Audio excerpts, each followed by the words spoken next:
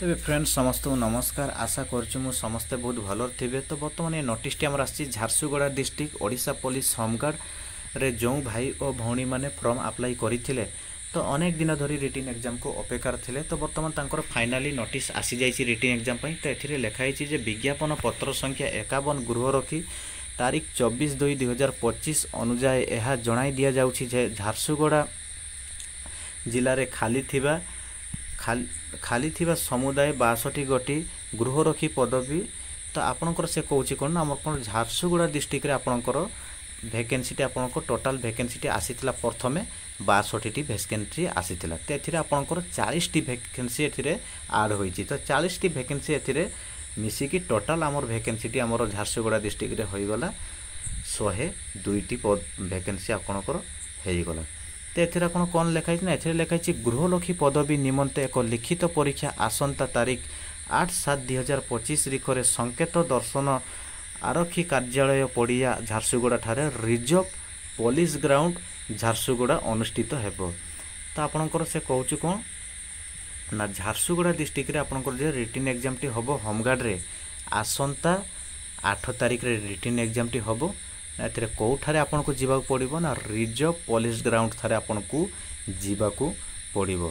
तो एथिरे लिखाई कौन ना तेणु दरखास्त दाखल कराइबा योग्य प्रार्थी और प्रार्थीनी माने सकाळ 6 घटिका समय रे उपरोक्त स्थान निजरे मौलिक प्रमाणपत्र सहित आधार कार्ड एवं आधार कार्ड नकल निजर प्रवेश पत्र एडमिट कार्ड सह उपस्थित हेबो।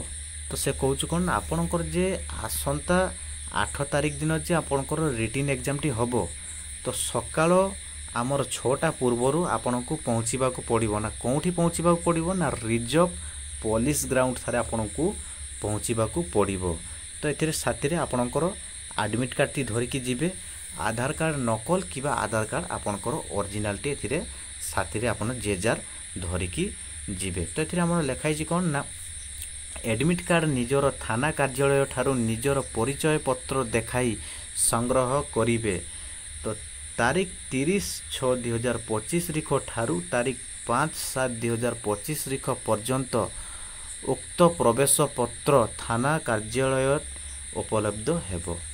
तो आपणकर से कहूँ कौन ना आपणकर जे एडमिट कार्ड टी पाइबे कौठिरारू ना आपणकर एडमिट कार्ड टी आसंता 30 तारीख रु आपणकर निज थाना निकट रू पाइबे। तो आपणकर लास्ट डेट एडमिट कार्ड मिलबार होची आसंता 5 तारीख सुधा आपणकर एडमिट कार्ड टी नहीं नेबे। आसंता 30 तारीख रु आसंता 5 तारीख सुधा जे जार थाना निकट रू जाई प्रवेश पत्र माने कौनसी गोटे किसी डॉक्यूमेंट देखिकी आपन एडमिट कार्ड टी थाना निकट रू नहीं पारिबे। तो डॉक्यूमेंट होची आधार कार्ड देखिकी भी आपन नहीं पारिबे कि आपन से जे अप्लाई करथिला आपन जे धर किए पिला धर 5म श्रेणी सर्टिफिकेट भी फॉर्म अप्लाई करछि किए पिला धर आपणकर 10th क्लास सर्टिफिकेट भी अप्लाई करछि। तो सेथिरे हमर 10th सर्टिफिकेट कि आधार कार्ड टी साथीरे नै कि जीवे दीटा जाक जिंस देखाइबे आपणकर थाना निकट रे एथिरे आपणकर एडमिट कार्ड टी नै पारिबे। तो एथिरे हमर जे जार पुलिस स्टेशन रे ना रहिला तो आउ एथिरे रहिला जे जार पुलिस स्टेशन अनुसार खाली थिबा पदवी। तो आपणकर टोटल वैकेंसी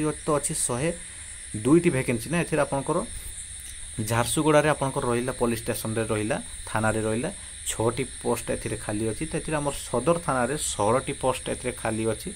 तो एथिरे आपणकर एयरपोर्ट थाना रे एथिरे 9टी पोस्ट खाली अछि। तो एथिरे अनेक गुडिक थाना रे एथिरे पोस्ट एथिरे खाली अछि। तो एथिरे हमर टोटल हमर 102टी पोस्ट खाली अछि। तो एथिरे आपणकर झारसुगुड़ डिस्ट्रिक्ट पिला एथिरे रेडी हे जानतु। तो आपणकर आसंता 8 तारीख दिन रिटन एग्जाम होबा को जाउची। तो एथिरे प्रिपरेशन टिके लागि रहंतु।